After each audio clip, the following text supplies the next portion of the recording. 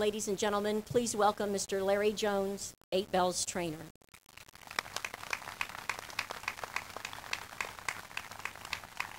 Thank you, Lynn, Steve, Churchill Downs, and each and every one of you that have come out today.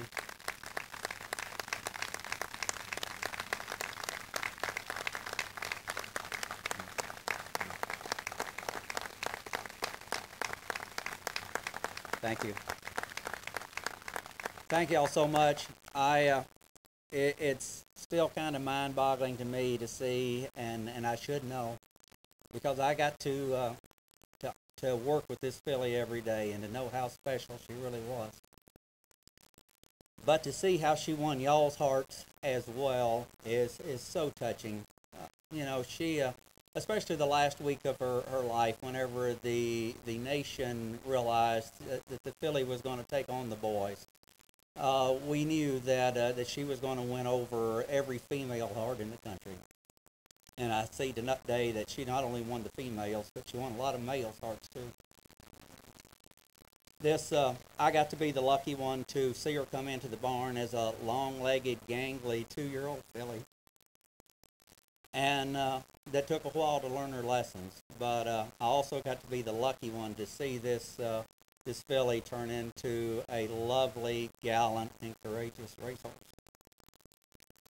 She really took to her job later on in the 3-year-old years. She really figured out what her destiny was. And not only did she won by huge margins when she won.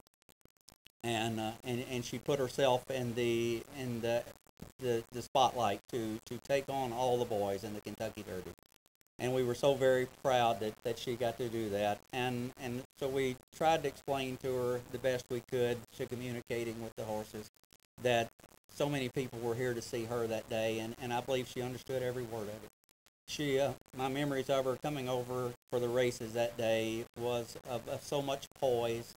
I was lucky to bring a horse over the year before for the Derby, and he didn't conduct himself in the same courageous way that she did. But she knew everyone was here for her, and she just looked in this paddock with 150,000 people looking at her.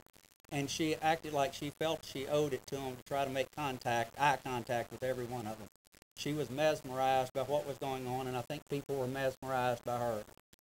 And she did. She put in such a gallant effort that day, and we couldn't have been more proud of her effort, and we couldn't have been more devastated for anything that happened. It was something we never, ever dreamed and will never understand. But I know to find my peace, and I was arguing with the one that's in charge of all. And I couldn't understand why he took my filly, or Mr. Porter's filly, and had this end this way. But it was revealed to me, thank goodness, that this was not our filly, that this was his filly a long time before we knew her. And he had a plan for her, and we don't understand it all, but we are seeing it unfold today. We're going to see it unfold in the future. 8 Bells did not give her life up in vain. As Mr. Sexton said, changes are going to be made because of her. She is changing what is a great athletic sport and going to make it better. She proved through all the conflict and all the accusations that she competed at the very greatest horse race in the world without the help of performance-enhancing drugs, and therefore she didn't need it. No racehorse needs it.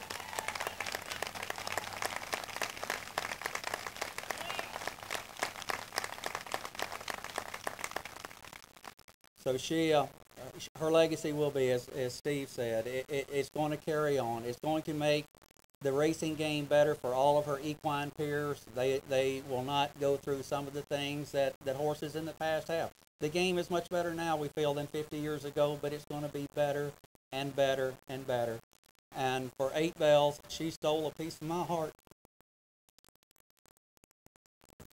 When she fell that day, she ripped a big part of my heart right out with her. But I'm so glad that she has found her resting place here in this fabulous garden here at Churchill Downs. And 8 Bells, dear, rest in peace.